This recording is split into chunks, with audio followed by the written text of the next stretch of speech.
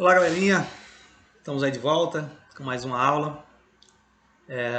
Nós estamos com a aula 2.4, né, a quarta parte da aula 2, onde nós vamos apenas resolver exercícios. As três primeiras aulas foram expositivas, né, do conteúdo.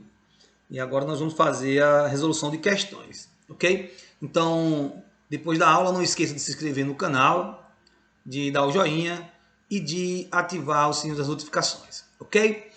Então, vamos lá, nós vamos resolver a nossa primeira questão de hoje, que é uma questão da FATEC 2017, que diz: para a realização de uma atividade, um professor pretende dividir a sua turma em grupos. O professor observou que se dividir a turma em grupos de 3 alunos, exatamente um aluno ficará de fora da atividade. Se dividir em grupos de 4 alunos, exatamente um aluno também ficará de fora.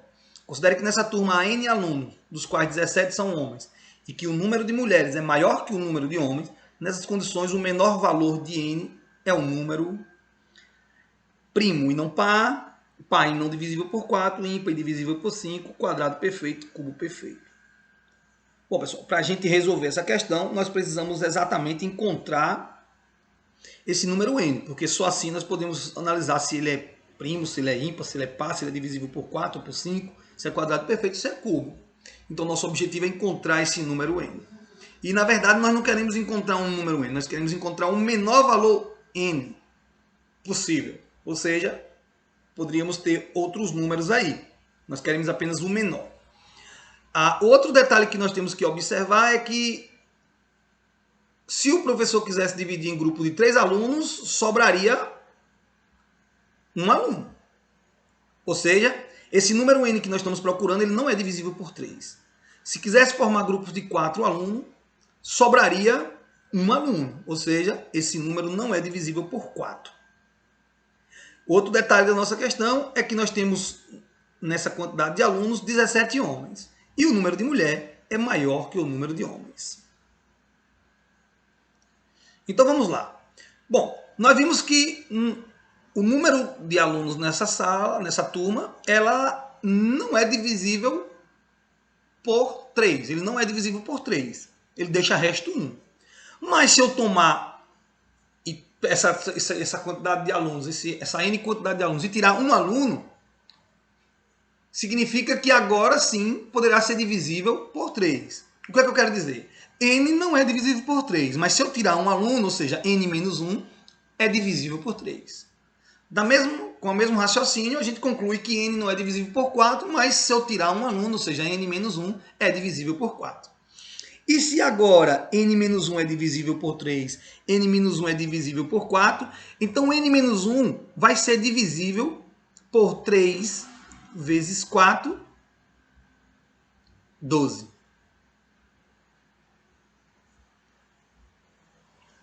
N menos 1 vai ser divisível por 12.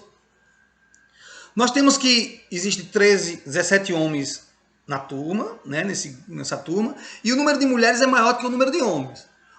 Ou seja, se eu tenho 17 homens, no mínimo eu tenho que ter 17 mais uma mulheres, né? Porque 17 é o número de homens, então como o número de mulheres é maior, eu tenho que ter no mínimo 17 mais uma mulheres. Logo eu posso dizer que esse meu N, ele vai ser maior ou igual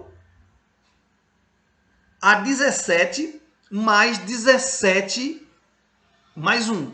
Onde 17 é a quantidade de homens, 17 mais 1 é a quantidade de mulheres, a menor quantidade possível de mulheres. Nós estamos usando maior ou igual porque nós estamos considerando o quê? Nós estamos considerando apenas a possibilidade mínima possível, que é 17 mais 1 mulheres nesse grupo. Bom, sendo assim, eu passando esse 1 para antes da desigualdade, nós teríamos N menos 1 maior ou igual a 17 mais 17. Ou seja, N menos 1 é maior ou igual a 34. Como nós já analisamos aqui, N menos 1 ele é divisível por 12. E o menor múltiplo de 12 maior que 34 é 36.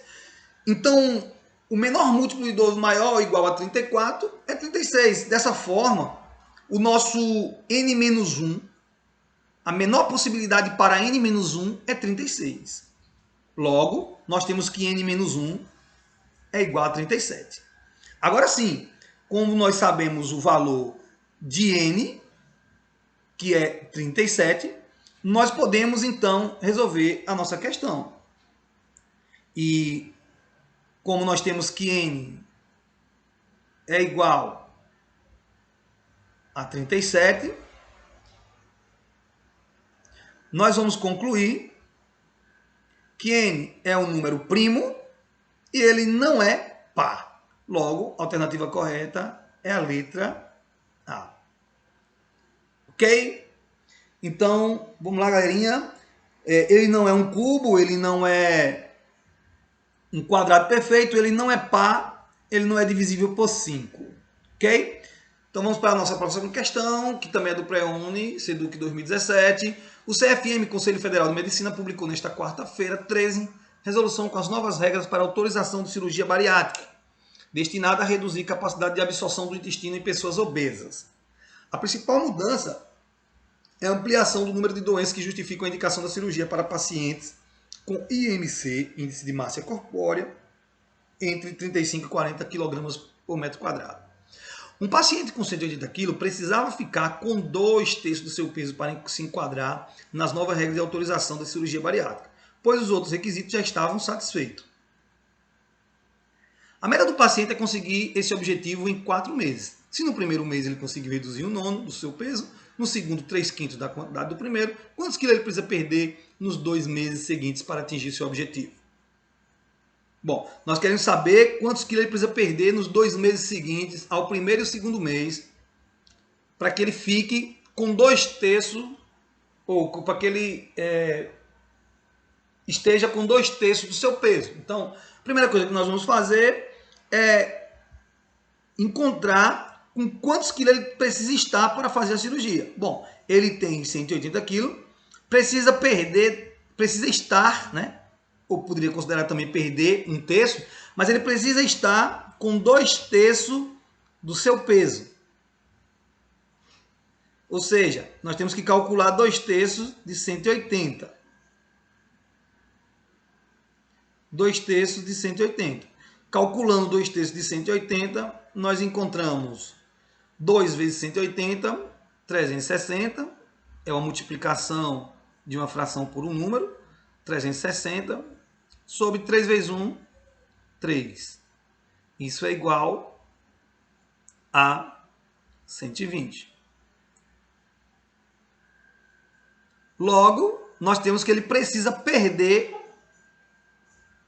Ele precisa, vou botar assim, precisa perder 60 quilos. Ok? Esse 60, como eu disse no começo, nós poderíamos calcular o seguinte: já que ele precisa estar com 2/3, ele precisaria perder 1/3. Ou seja, ele precisaria perder 1/3 de 180, ele precisaria perder 60 quilos. Então, esse paciente precisa perder 60 quilos.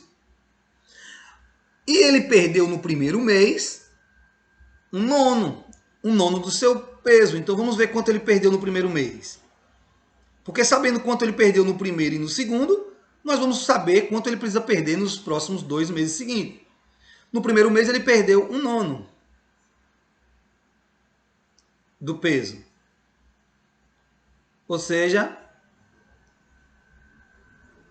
1/9 de 180.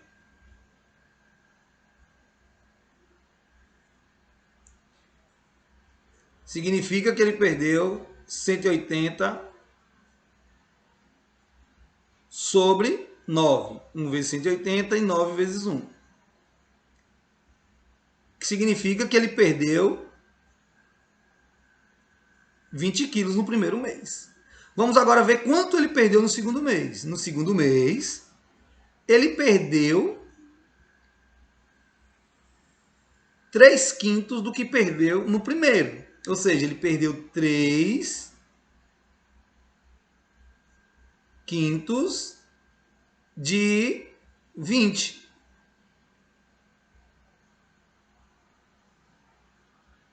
Nesse caso, ele perdeu 3 vezes 12, ou 3 vezes 20, 60, 60 sobre 5 vezes 1, 5. para me dividir um número por 5, quando esse número termina em 0, eu dobro ele, o dobro de 60 é 120, e tiro 0. Ou seja, 60 dividido por 5 é 12. Então ele perdeu no primeiro mês 20, no segundo ele perdeu 12, ou seja, ele já perdeu 32 quilos. Como ele precisa perder 60, ainda falta ele perder 28 quilos. Assim, os próximos 2 meses, o paciente precisa perder 28 quilos, alternativa C. Ok? Agora, a nossa próxima questão, também do Pré-1 do Seduc Sergipe, 2019. A definição mais comum é que um número é primo se for divisível por 1 e por ele mesmo. Ou então é todo número com 2 e somente 2 divisores, ele próprio e a unidade. Sendo assim, por exemplo, o número 7 é primo, por ser divisível apenas por 1 e por 7. Já o número 6 não é primo porque é divisível por 1, por 2, por 3 e por 6. Observando na página do calendário do mês de março de 2019, e aí está a página do mês de março de 2019, percebe-se que o dia da semana desse mês, que é representado por uma quantidade maior de números primos, é domingo, segunda, quarta, quinta ou sábado. Bom, para nós respondermos isso, basta que contemos a quantidade de números primos em cada um dos dias da semana citado. E nós temos que no domingo, nós temos o dia 3, 3 é um número primo, 17 é um número primo e 31 é um número primo. Ou seja, nós temos 3 números primos no dia de domingo. Já considerando a segunda-feira, nós vamos ter apenas o número 11 como número primo, ou seja, só temos um número primo no dia de segunda-feira. E a terça-feira, ela não foi considerada nas alternativas, então eu não vou observar. A quarta-feira, nós temos o número 13, ou seja, também só tem um número primo. A quinta-feira, nós temos o 7, então nós temos também um número primo. Na sexta-feira não foi considerada nas nossas alternativas, então também não vou considerar. E no sábado nós temos que o número primo 2 e 23, ou seja, no sábado tem 2 números primos. Então o dia que tem uma maior quantidade de números primos é exatamente o domingo. Logo a alternativa correta é a letra A. Agora nós vamos para uma questão do Enem que diz: em uma cantina, o sucesso de venda no verão são sucos preparados à base de polpa de fruta. Um dos sucos mais vendidos é o de morango, com acerola, que é preparado com 2/3 de polpa de morango e 1/3 de polpa de acerola. Para o comerciante, as polpas são vendidas em embalagens de igual volume. Atualmente, a embalagem da polpa de morango custa R$ 18,00 e a polpa de acerola custa R$ 14,70. Porém, está prevista uma alta no preço da embalagem da polpa de acerola no próximo mês, passando a custar R$ 15,30. Para não aumentar o preço do suco, o comerciante negociou com o fornecedor uma redução no preço da embalagem da polpa de morango. A redução em real no preço da embalagem da polpa de morango deverá ser R$ 1,20, 90 centavos, 60 centavos, 40 centavos ou 30 centavos. Bom, pessoal, nós temos uma situação em que um suco é preparado com polpas de morango e de acerola, né? E que é usado 2/3 do polpa de morango e 1/3 da polpa de acerola. E a embalagem dessas polpas tem um custo diferente. A de morango tem um custo de R$ 18,00 e a de acerola tem de R$ 14,70. O que acontece é que a polpa de acerola vai sofrer um reajuste de 60 centavos. Né? E o comerciante então negociou com o distribuidor para que ele não repassasse um aumento no suco, uma redução na embalagem da polpa de morango. E ele quer saber quanto é que tem que reduzir nos R$ 18,00 para que os R$ 14,70 passe a custar R$ 15,30 e ainda assim o preço do suco permaneça o mesmo. Bom, pessoal, para fazermos isso, nós vamos fazer o seguinte: nós vamos primeiro encontrar qual é o custo para se produzir esse suco. E nós temos que produzir o suco com 2/3 da polpa de morango e 1/3 da polpa de acerola. Logo, como a polpa de morango é R$ 18,00, nós temos que usar 2/3 de R$ 18,00 e 1/3 de R$ 14,70.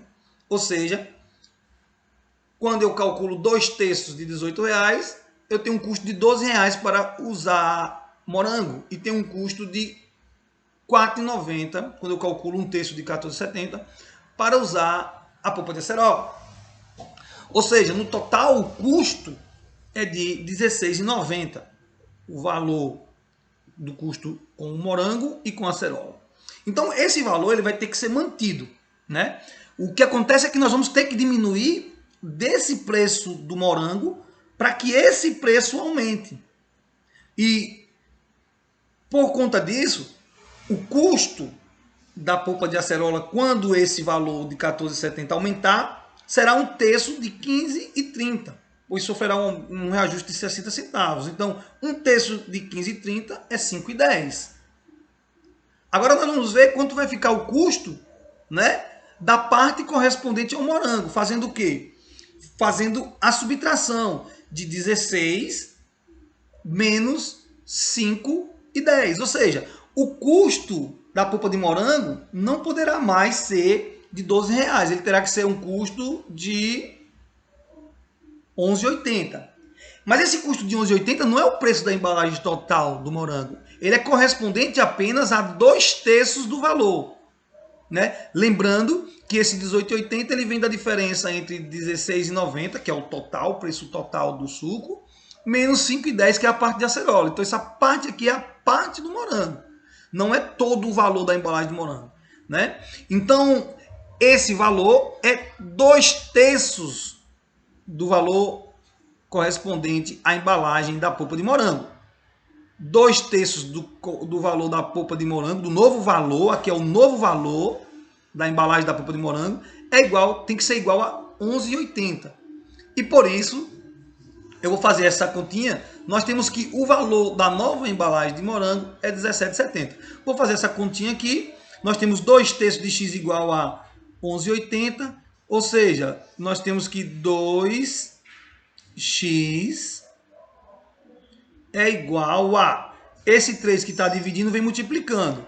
Então, 3 vezes 0, 0. 3 vezes 8, 24. Vai 2. 3 vezes 1, 3. Com 2, 5. E 3 vezes 1, 3. Estamos multiplicando 3 por 11,80. É centesimal, então duas casas após a vírgula. Logo, x vai ser igual a 35,40. Opa, gostei desse 5, vou deixar ele aí, vou permanecer aí, o ilharão. 35,40. Opa, gostei do zero também, vou deixar o zero aí. Dividido por 2. Ou seja, x é igual, fazendo a divisão, 35 por 2 dá 17. 17 vezes 2 dá 34. Sobra 1. 1 e 4 dá 14. 14 por 2 dá 7. E 0 por 2 dá 0. Ou seja, aí o novo preço da embalagem com polpa de morango tem que ser R$17,70. Como ele custava R$18, R$18 menos R$17,70, nós temos que reduzir o valor da polpa da embalagem da polpa de morango em 30 centavos. Nós temos que reduzir a embalagem da polpa de morango em 30 centavos para que a polpa de acerola aumente em 60 centavos e o preço do suco permaneça o mesmo. Logo, nós temos que a nossa alternativa correta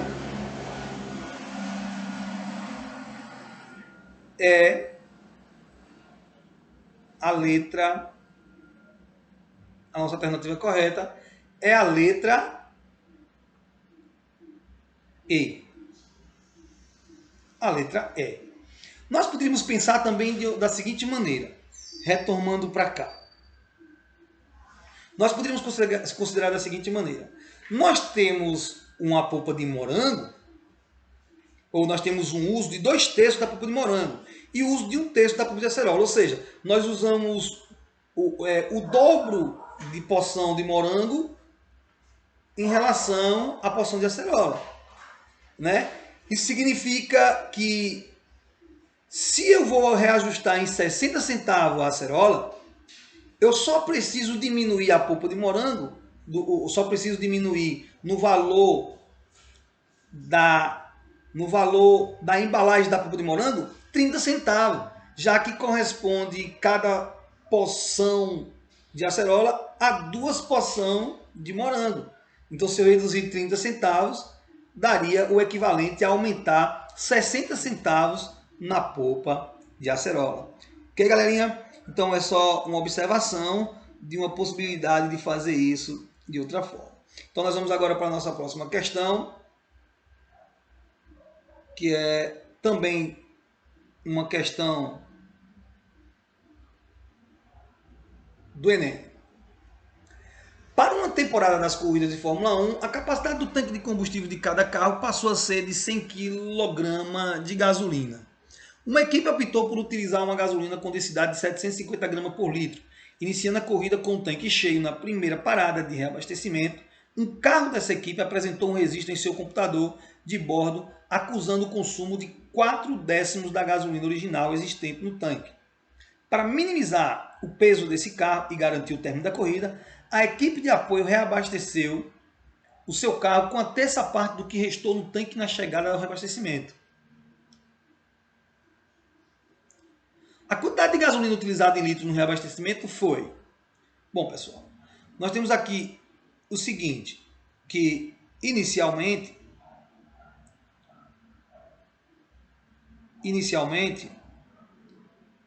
deixa eu pegar aqui uma caneta de outra cor, que a quantidade de combustível, a capacidade é dada em quilograma de gasolina. E por isso foi dito que a densidade da gasolina é de 750 gramas por litro. No início o tanque estava cheio, é uma observação importante, e que durante o reabastecimento a equipe resolveu abastecer apenas com a terça parte do que restou até a hora do reabastecimento. Bom, o que nós pretendemos fazer é encontrar a quantidade de gasolina usada no reabastecimento. A quantidade de gasolina utilizada no reabastecimento é 1/3, vou chamar aqui de Q, quantidade de gasolina no reabastecimento, é exatamente 1/3 do que tinha quando ele parou para reabastecer. E aí ele deu uma informação interessante, que quando ele parou para reabastecer, a quantidade de combustível que existia era de 0,4 Ou que o computador de bordo acusou um consumo de 0,4 Ou seja, o computador de bordo acusou um consumo de 0,40. Isso equivale a 40%, ou seja, 40 sobre 100. Então nós tínhamos 40%